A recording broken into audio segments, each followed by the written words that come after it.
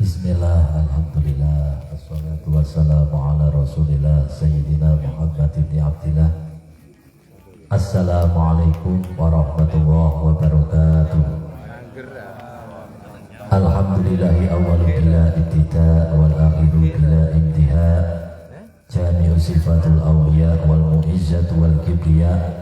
Assalatu wassalamu ala imami ahli sofa'i wal wafa' Qutbil anbiya wal awliya Sayyidina wa habibina wa syafi'ina Muhammadin sallallahu alaihi wasallam, khairid dawa likulli saqamin wada rahmatan wa shifa bisiri wal jila wa ala alihi wa sahbihi madanatil ardu was sama amma ba'd.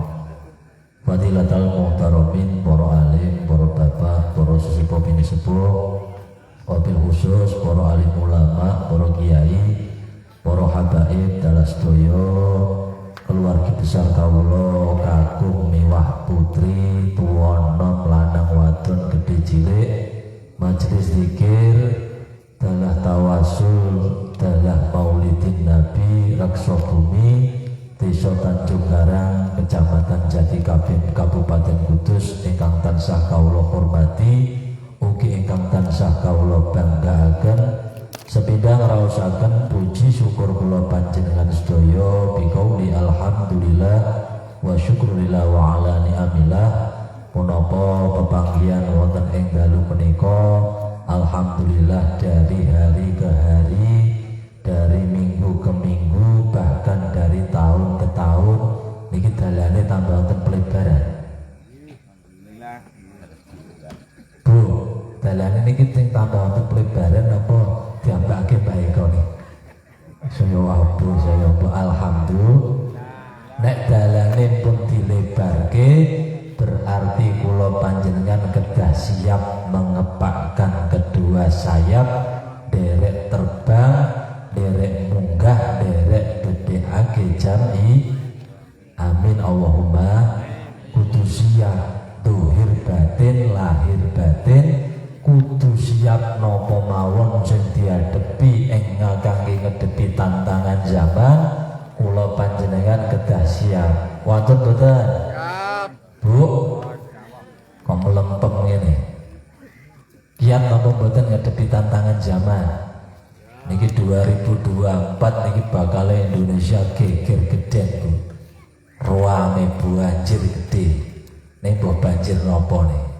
Pokoknya ana banjir gede nang Indonesia 2024. Lah sing tenang sing kuat ngadepi banjir gede niku napa? Wong sing gelem melu numpak kapale Nabi, wong sing gelem melu numpak kapale Nabi 2024 niki bakal kapale Nabi Nuh payu. Mergo napa didalke melih luwih canggih, luwih apik, ya luwih tampungane, daya tampunge 3 kali lebih besar dari daya tampung zamane Nabi Nuh. Lah kapale Nabi Nuh niki napa? Bakale wonten banjir sing gedhe. Banjir napa, Bu? Banjir banyu. Nah, banjir banyu mriki lengganan pun. Nih, banjir napa? Sing namine banjir bakale akeh banjir kekufuran. Ning lali karo kafire dhewe. Awake dhewe niki kafir, jek kathah kafire, jek kathah kekufurane. Kenapa kula wonten ngeten niki? Jenengan ngeten niki kadang ngendikan supe. Wah, ayo mangkat numpak sepeda motor. Sampeyan supe, padahal intine sampeyan iki ngaji gayuh Gusti. Kaya-kaya sepeda motor iki Gusti. Nggih napa mboten? Sampeyan iki awake loro muntal pil. Kaya-kaya pil iki Gusti, ning sampean lali sejatine sing gawe waras ora pil nanging Gusti. Nggih napa nggih? Napa mleh niki 2024 pokoke banjir gedhe nggih. Sing kuat napa? Sing paling kuat niku tedak turune Ashabul Mustafa, ya niku tedak turune Kanjeng Nabi sing gelem gondelan tedak turune Kanjeng, nanging sing ora usah leren ana pelantikan. Ana pelantikan Habib dilantik, kiai leren dilantik ya suwe. Ora usah luru Habib sing leren dilantik, ora usah luru kiai sing leren dilantik. Nanging napa? Al ulama warasatul anbiya. Kabeh iku dadi pewarise para nabi. Lah mula sing angka kalih kula panjenengan kedah syukur dhateng Gusti Baginda Rasulullah merga napa barokahe Kanjeng Nabi kula panjenengan tansah dikenalke kalih agama Islam. Besok Islam niku dadi juru selamate kula panjenengan. Ora wong muslim dadi juru selamate donya niku mboten. Tapi agama Islam besok sing dadi juru selamate kula panjenengan. Nek sakniki rak do keliru. Kaya-kaya bareng wis dadi wong muslim, wong Islam, wah guayane sundul langit. Besok kita itu harus meniru tingkah laku Rasulullah. Kita harus mencontoh perilaku Rasulullah. Tidak boleh begini, tidak boleh begini, tidak boleh begini. Kaya-kaya negara iki ora oleh lakoni lapo. Padahal para wali songo niku lho. Tahun 611 niku Kanjeng Nabi. Tesih wonten Kanjeng Nabi. 623 Kanjeng Nabi diutus hijrah saka Mekah dugi Madinah. Suwene pinten taun?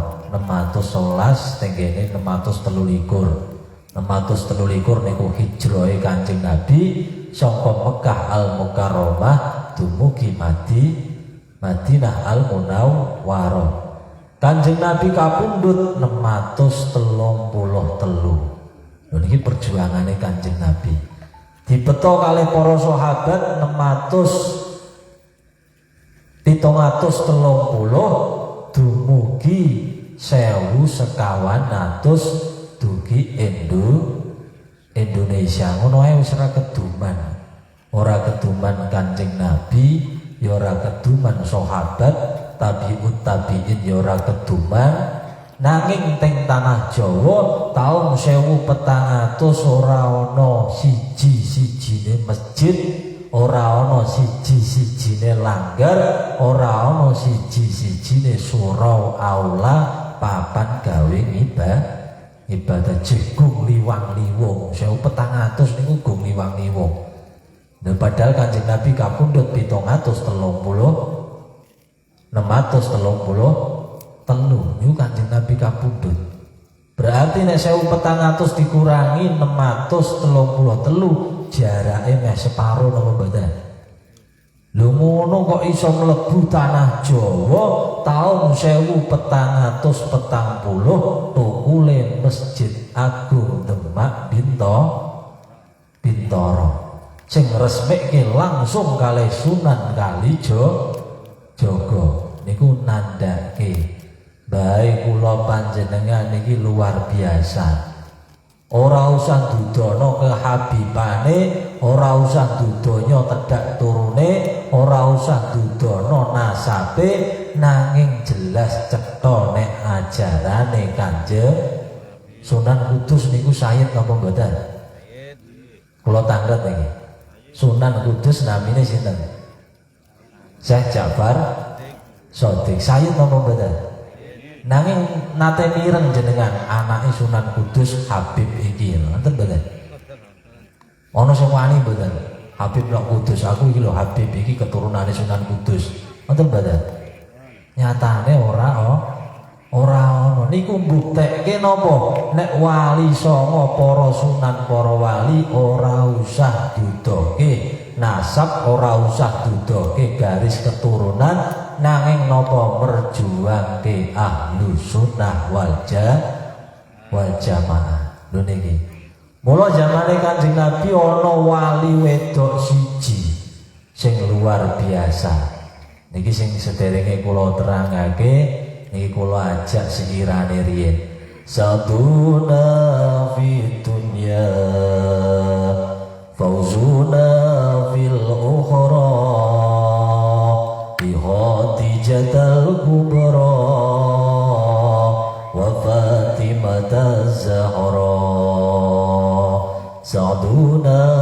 fid dunya fawzuna fil ukhra bi khadijatal kubra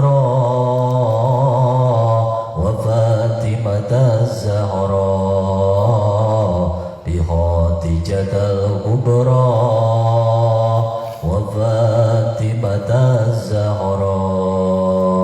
Sallu ala Nabi Muhammad. Sapa ratu wedok niki engkang asma Sayyidah Siti Khadijah Al-Kubra. Khadijah Al-Kubra.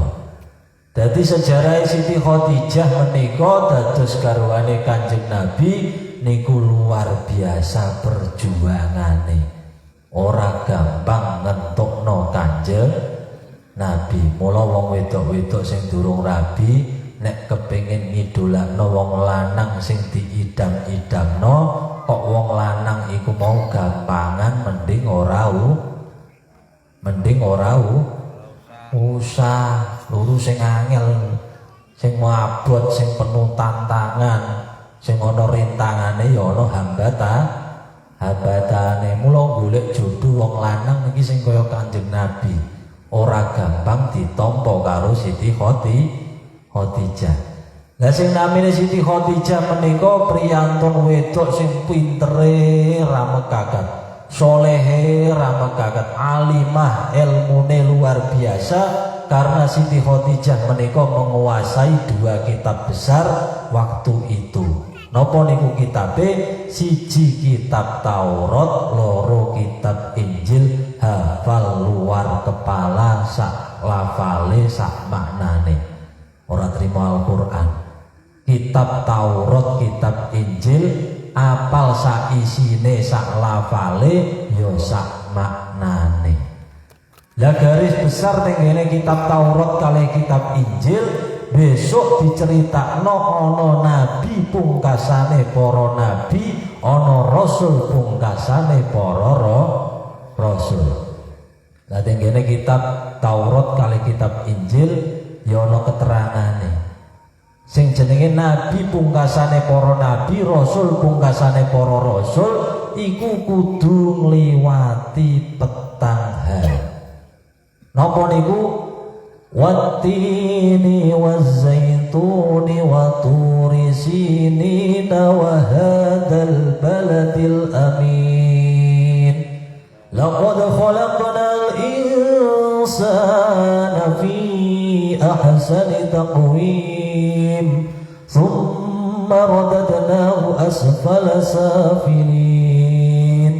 Niki lho termasuk diceritake tenggene kitab Taurat kali kitab Injil kriteria ciri-ciri nabi dan rasul pungkasane para nabi para rasul.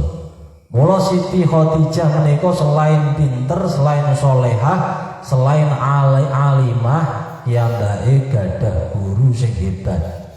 Mula jenengan nek ngaji sing tenanan golek guru sing hebat.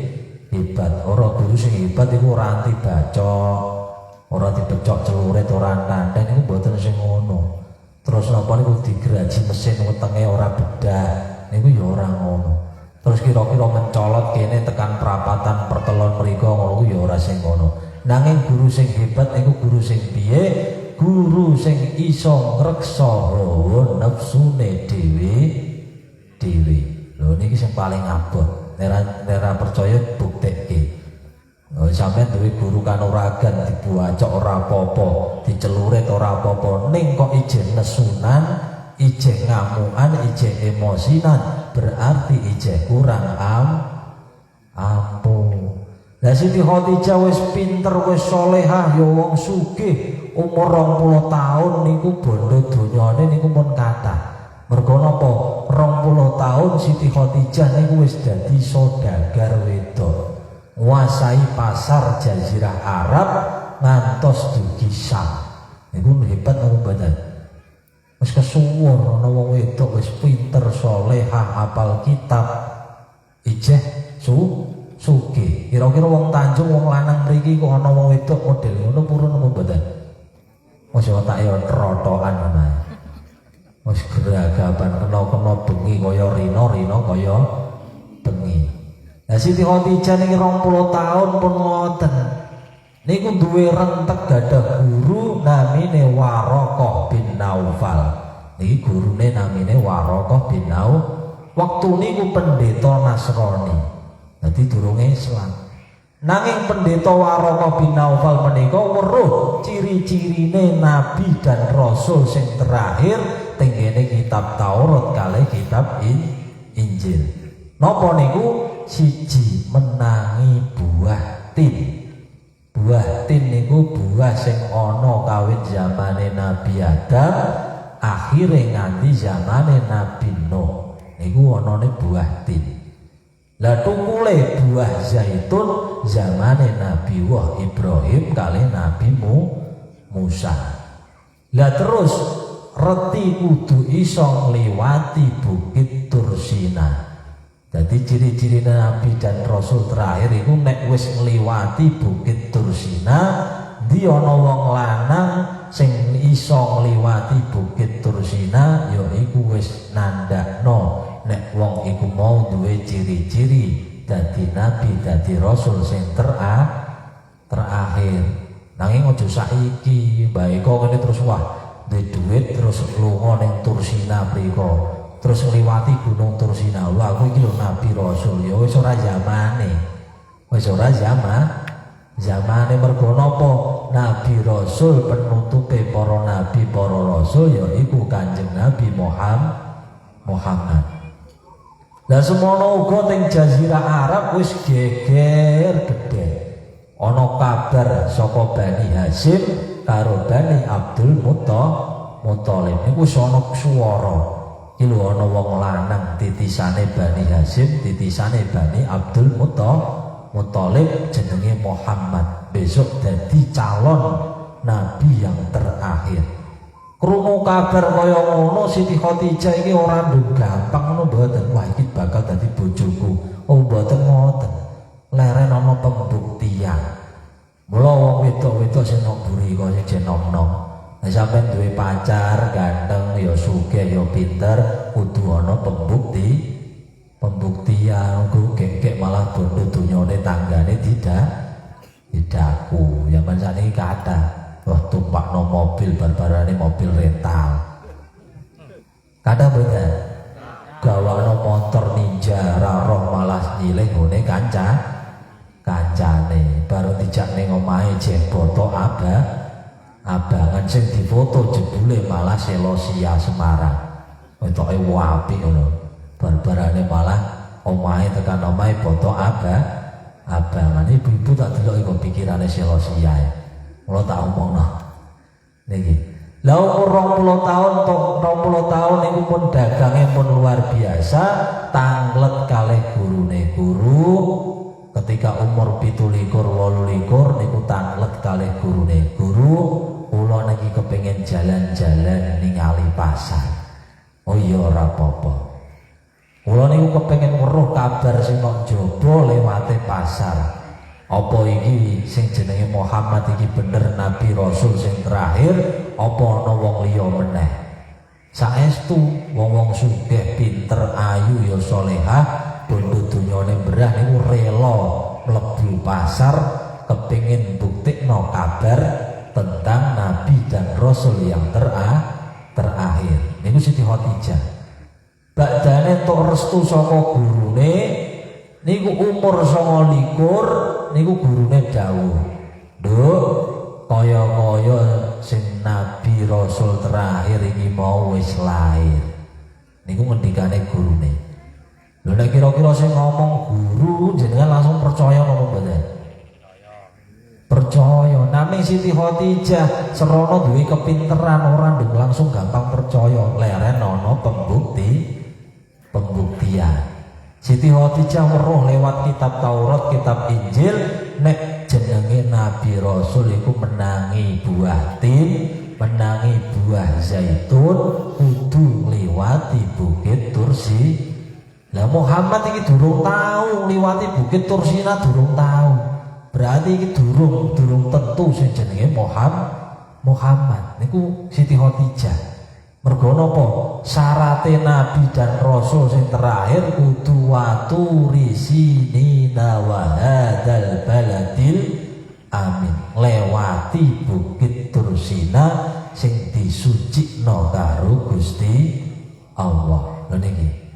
Lho niki subhanallah krana mukjizate Gusti Allah. Ketika Kanjeng Nabi umure selawe, Siti Khadijah ngancik 39 tahun, Kanjeng Nabi niki sowan griyane Siti Khadijah.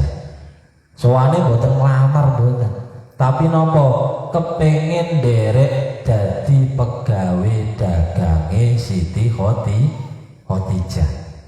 Dadi krana kesuwur ana jeragan wedok wis ayu, pinter, durung duwe bojo, bondo donyane pirang-pirang, ilmune ya pinter. Lah Kanjeng Nabi ki penasaran terus kepengin dadi pegawe ini. Bareng dugi teng griyane Siti Khadijah.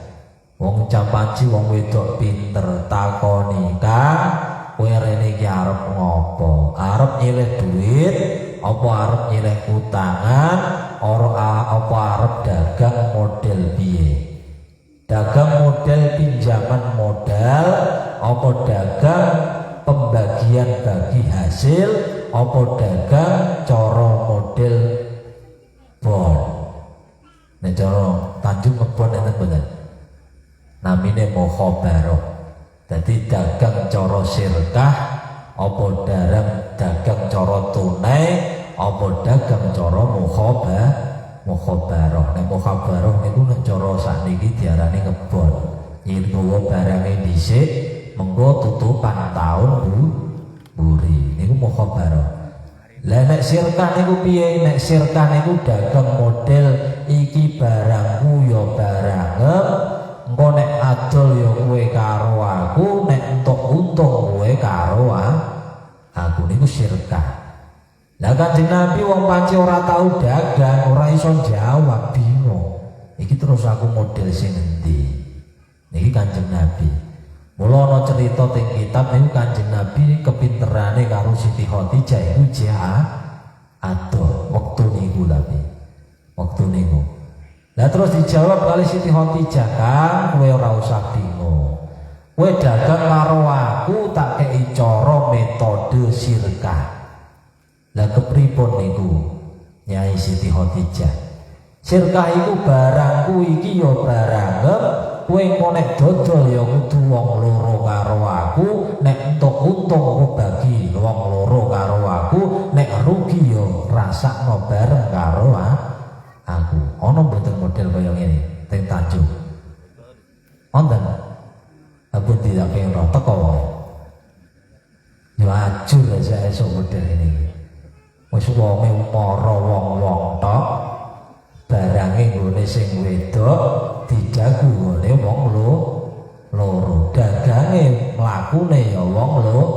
Engko nek entuk hasile bagi nek rugi dirasakno wong wonten mboten? Mas Wahyu wonten model ngono? Mboten wonten. Mamat esuk-esuk.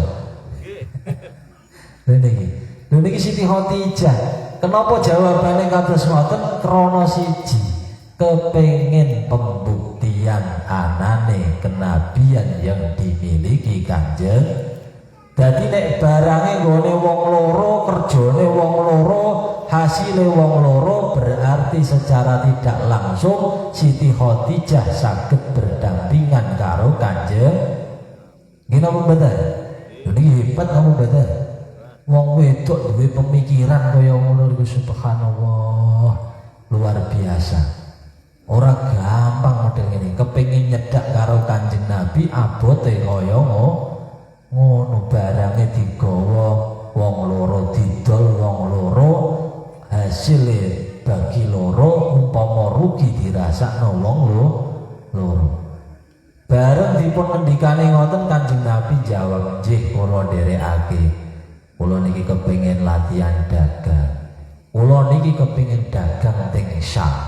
Bareng Kanjeng Nabi jawab dagang teng Syam, atine Siti Khadijah niku ser. Iki temu jawabane. iki lho anjen bener bakal dadi calone nabi, calone roh. Karena napa wilayah Syam iku mesti ngliwati bukit Tursina. Ngono ae aja ora langsung percaya, jek ngenteni dibuktekno. Kongkonan pembantune sing jenenge Siti Maisarah diundang, Siti Maisarah mrene. Wonten napa, Ndara? Iki lho ngene, iki mau kang iki kepengin latihan dagang ning Syam. Iki tak kei metode sirkah. Nek iki lungone karo aku, dodole karo aku, hasile karo aku, engko nek ketemu Jazirah Arab tenggoh ora enak. Tenggoh napa? Napa viral? Ya men sakniki viral.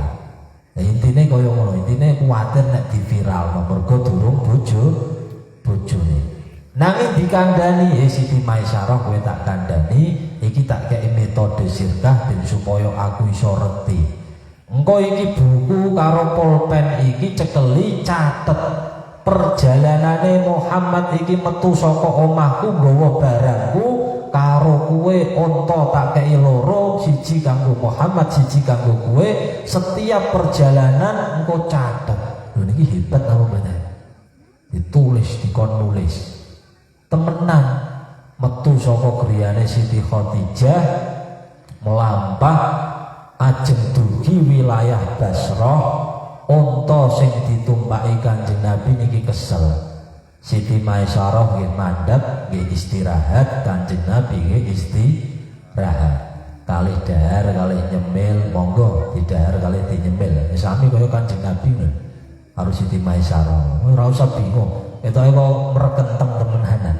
Wis ngaji kalih kula ya karo nyemil, karo udut. Sing penting aja karo udut, aja karo salat. Udut aja karo sholawat. Tapi nek ngaji ngene iki wis pokoke karo udut, karo los, karo mangan monggo.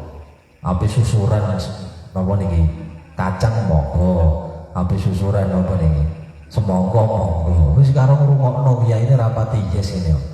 Wis pokoke dirungokno ngajine kepenak ngono ae.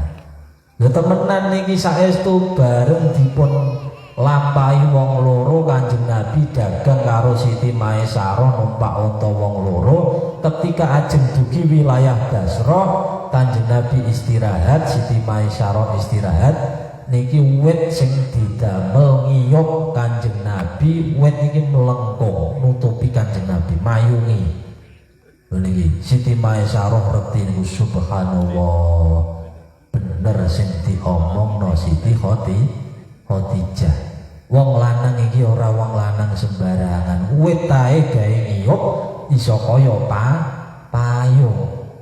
Ditulis wit sing digawe ngiyup iso kaya payung. Iku catatan pertama. Melampah melih perjalanannya dipun lanjutake dugi ngarep gereja.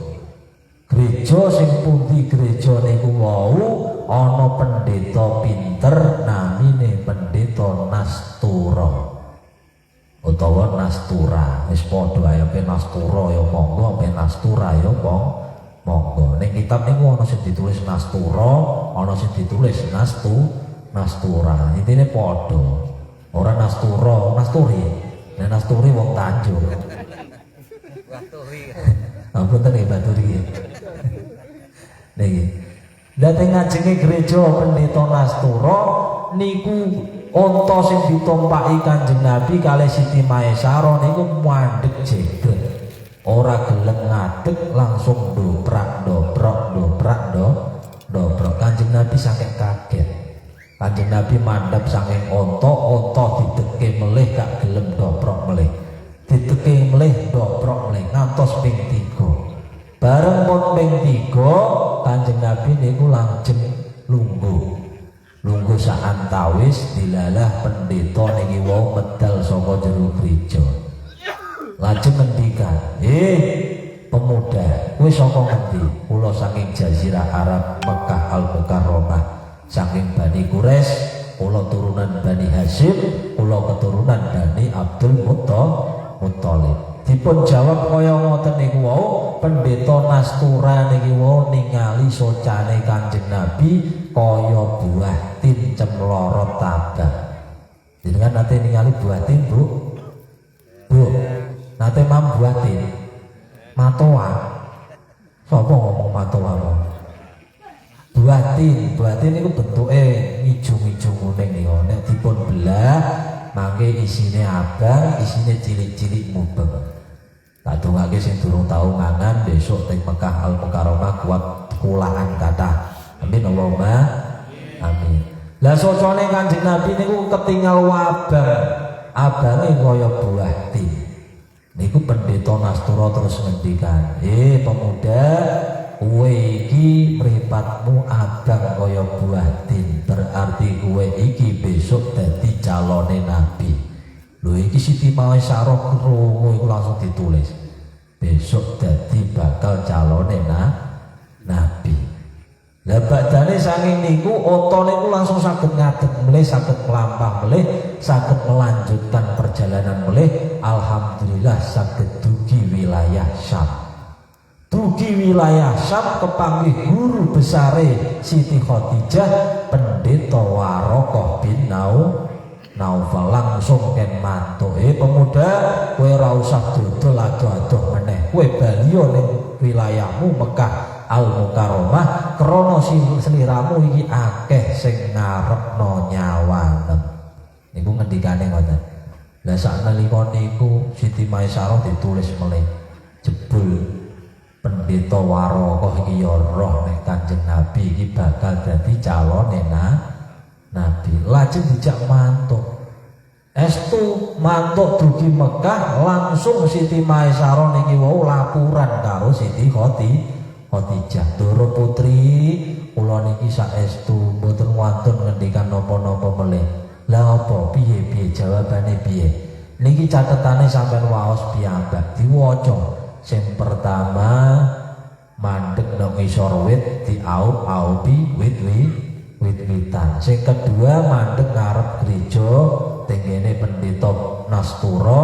Pendeta Nastura ngendikan mripate kaya buah tin. Sing nomor telu bener-bener ngliwati Bukit Tursina dugi Pasar Sam kepethuk Pendeta Warokoh bin Naufal diutus bali menyang Mekah Al Mukarramah. Di antara ciri-ciri tiga nikilah langsung sing namine Siti Khadijah niku ora basa-basi subhanallah walhamdulillah wala ilaha illallah wallahu akbar. Niku ngendikan ngoten. Lajeng kemanggihi Kanjeng Nabi matur, pemuda ingkang tampan ingkang dimulyake kalih Gusti Allah, kula niki sakjerone lahir sakjerone batin kula sampun nenggo panjenengan 40 tahun kula boten bakal nikah kalih tiyang jaler pundi mawon kejaba tiyang jaler niku wau calon nabi dan rasul yang terakhir. Lah kenapa kok iso aku? Krana ciri-ciri sing sampean lampahi niki wau pun buktekke kula nek jenengan niki mpun ngliwati Bukit Tursina nggih pun teng socone panjenengan pun wonten ciri-ciri kenabian yaiku lir kadya abange buah tin. Lho niki ngoten. Lah sakniki wahai pemuda yang tampan, kula niki duwe iktikat sae, kula kepengin nglamar panjenengan. Lho wong wedok wani nglamar wong ana mboten wong Tanjung. Wis wong wedok sugih, pinter, salehah, apal kitab Taurat, apal kitab Injil, gelem nglamar pedagang sing ora duwe yaiku Kanjeng Nabi Muhammad. Wonten mboten? Wis siap niki rewoke. Gelem kire bareng-bareng. Lho Kanjeng Nabi niki ngoten dilamar karo Siti Khadijah. Padahal niku menentang daulah Bani Ummiyin. Daulah Bani Ummiyin niku daulahe Siti Khadijah. Daulahe Kanjeng Nabi Jazirah Arab durung tau ana wong wedok nglamar wong ning ditentang karo Siti Khadijah karena napa? Khadijah kepingin buktikan betapa besar cintanya kepada Rasulullah. Saking kepingin entuk Rasulullah wani nentang adat adat istiadat. Ning krana napa? Krana duwe janji ora bakal nikah nek entuk nabi yang terakhir. Ngono ae Kanjeng Nabi jawabane ora ngger napa. Kanjeng Nabi yo wong-wong luar biasa berdua. Wanita yang cantik dan solehah, kula niki pun wonten sing gadah kula simbahe kula namine Abdul Muthalib. Nek sliramu panci bener-bener tresno sak jerone ati karo aku, slirane kudu iso njaluk pangestune simbahku Abdul Muthalib. Lho temenan saking senenge krungu kabar kaya ngono, sak nalika mlayu omahe Abdul Muthalib simbahe Kanjeng langsung didodong, diutarake isi hatine, diceritake napa ingkang dados selama niki dadi gundah gelisahe Siti Khadijah. Dadi diceritakno, Mbah Abdul Muthalib kula niki 40 taun Mbah ngentosi putune panjenengan. Putune panjenengan sing tak arep-arep Mbah, sing dipun critakake kitab Taurat kali kitab Injil, sing diceritake kalih guru kula, besok ana wong lanang dadi pungkasane para nabi, para rasul. Bareng mireng kaya ngono wong bae Mbah Abdul Muthalib iku ya saudagar sugih. Kesuwur Bani Hasyim, kesuwur Daulah Hasyimiyah duwe unta pirang-pirang. Nduk, nek panci putuku kok tresnani kae 100 unta gawe mahare putuku. Lho mbah iki langsung nyiapi mahar Kanjeng Nabi 100 ekor unta.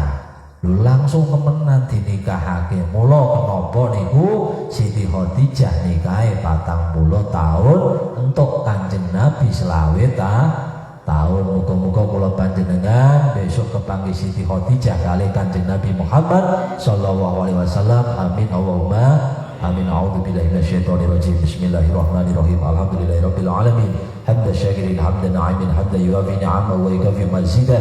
Ya Rabbana lakal hamdu kama yanbaghi li jalali wajhika wa 'azimi sultanik ya ilahi ya ilahana wa ilaha kulli syai'. Allahumma bi nuri Muhammadin bi salamatan bila. Allahumma bi nuri Muhammadin bi syafa'atan bila. Allahumma bi nuri Muhammadin bi karamatan bila wa bi baraka walhamdulillah ya Hanan ya Manan ya Dayan ya Sultan ya Burhan ya la ilaha illallah Muhammadur Rasulullah. Bismillahi alif lam mim ba kaf ya in Toha tosin tosin yasin alif lam mim ra alif lam ra hamim in sin qaf wal qur'anil majid sad wal qur'an li dzikri wa tulal kitabi mastur nun wal qalami wa may yasrun. Allahumma arinal haqqa warzuqna tiba'ah wa arinal batila warzuqna jtinabah. Rabbana dhalamna anfusana wa illam taghfir lana wa tarhamna lanakunanna minal khasirin. Rabbana atina fid dunya hasanah wa fil akhirati hasanah wa qina adzabannar. Subhana rabbika rabbil izzati amma yasifun wa salamun alal mursalin walhamdulillahi rabbil alamin. Bisiril Fatihah. A'udzubillahi minasyaitonir rajim. Bismillahirrahmanirrahim.